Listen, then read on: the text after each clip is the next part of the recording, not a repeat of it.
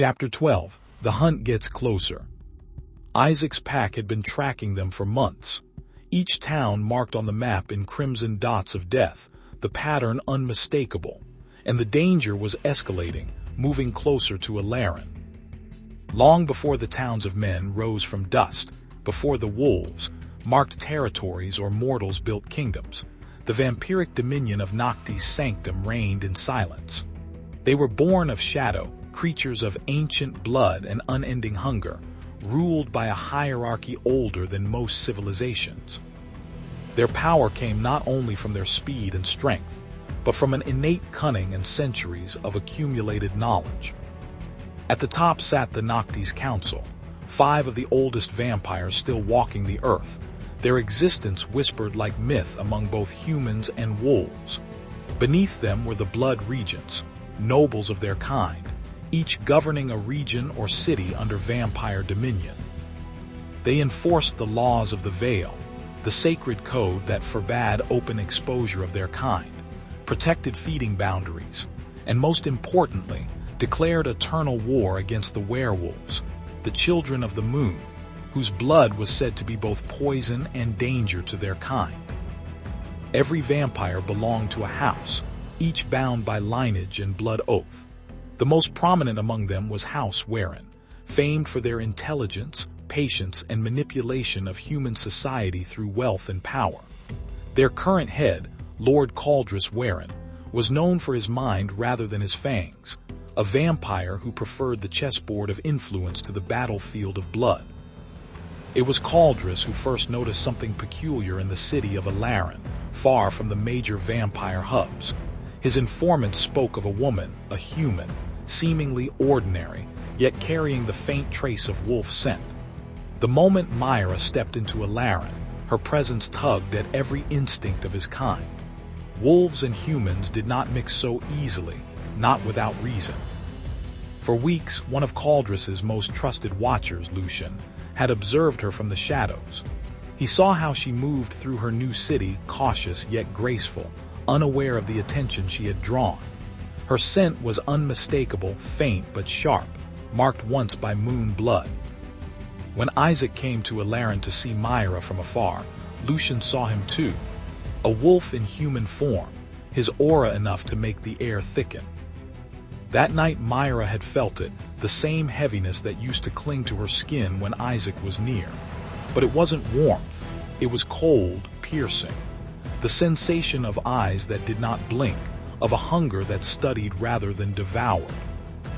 Lucien reported to his master immediately, and when Lord Caldris Waryn heard of a human woman carrying a wolf's mark, and of an alpha's reckless visit to her city, he smiled for the first time in centuries. So, he murmured, swirling a goblet of dark blood, the wolves have wandered into our den again. And thus, the silent feud between blood and fang began to stir once more, with Mira unknowingly standing at its center. The rivalry with werewolves was older than most records, a war born from survival and vengeance. Werewolves guarded the forests, the wilds, the living veins of the land. Vampires sought dominance over the night, often encroaching on territories where wolves patrolled. Conflicts erupted when hunting grounds overlapped, when prey disappeared, when one species crossed the other's boundaries. Over the centuries, these skirmishes became blood feuds. Legend spoke of vampires targeting werewolf settlements not just for survival but for revenge, old wounds, old grudges, immortal vendettas. And now, rogue vampires had started targeting humans too, disregarding the old rules, attacking towns, causing fear, chaos, a weapon against the wolves who protected the living. Elaren streets glittered under streetlights, a different kind of night than Ravenshade. Mira's hands tightened around the straps of her own bag. It was the feeling of being watched, faint but persistent. And she knew instinctively it wasn't ordinary. Her phone buzzed with a text from Julie. "Abir is asleep. Everything's fine here." Mira exhaled, though it didn't calm her. Her thoughts drifted to Ravenshade, to Izek, to the protective presence she had once felt, and the storm she had narrowly avoided back there. The wolves and the vampires. Izek recalled the stories of his ancestors, whispered around fire. Vampires were cunning hunters, moving silently, appearing human among humans. They fed on blood, yet their hierarchy demanded obedience to the elders. The older the vampire, the more power they wielded. Some could manipulate the minds of mortals, control the weather, or vanish into shadows. Werewolves, on the other hand, were bound to their territories. Packs maintained balance, protecting the living, defending forests and towns from supernatural threats. Their strength came not only from their transformation but from unity, instinct, and ancestral memory. When vampires killed humans in wolf territory, it wasn't random. It was a message, a warning, a breach of sacred laws.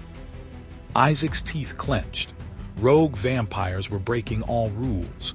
Innocents were being killed. And Mira, the one he swore to protect, was now further away than ever. He padded silently to the edge of the tree line overlooking Elaren, senses straining. If he moved too quickly, he risked revealing himself to her, scaring her. If he stayed back, he risked her being caught in danger. He growled, a low vibration rolling through his chest. His heart and wolf were aligned. She must be protected, no matter the cost. And so Izek made a choice. He would shadow her from a distance, watch for threats, stay invisible, and prepare, because the rogue vampires were coming.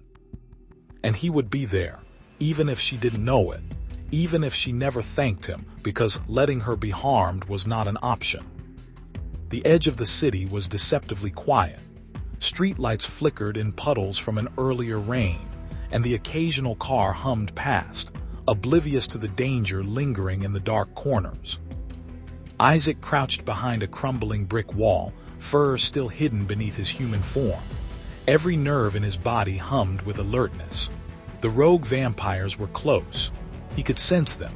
Faint traces of cold, movement too fluid to belong to any mortal, a presence that thrummed like a heartbeat out of sync with the world. His gaze swept the streets. There, a shadow slipping along the alley, moving against the natural rhythm of human footsteps. The scent hit him. Blood, old and metallic, layered beneath the sharp tang of predatory intent. Izek's claws itched beneath his fingers. He wanted to shift, to run, to strike before they could reach the humans. But he restrained himself, knowing Mira and Abir were just a few blocks away. The pack had warned him. The rogue vampires were escalating, attacking mortals, breaking rules, testing werewolf defenses. This was no longer a game of territory, it was a hunt. Mira had felt it again, the prickle along her skin, the sense that she was not alone. Her phone buzzed, a text from Anita, "Abir's asleep, don't worry about him." Mira exhaled. Every step toward her apartment felt heavier, laden with the knowledge that she had no idea what was truly out there, what could strike without warning. She tightened her coat around her shoulders. Something moved in the shadows of the alley ahead. Her pulse quickened. The vampire threat. The vampires were experts at blending in. They had once followed the ancient rules. Kill only, when necessary, especially leave big populations like cities or town alone, usually only hunt humans when they enter their territory. Avoid mortal eyes, avoid werewolves. These vampires were different. Younger, reckless, and violent. Their hierarchy was fractured, centuries-old clans splintering, younger vampires eager to seize power. Their targets, human cities like Elaren, easy prey, and distractions for any werewolves watching from the wilds. Their intent, not just survival but domination, a warning to the packs: you cannot protect your humans forever. Izek's teeth clenched. One slip here, one misstep, and Mira, the woman whose scent had burrowed into his wolf's heart, could be in danger.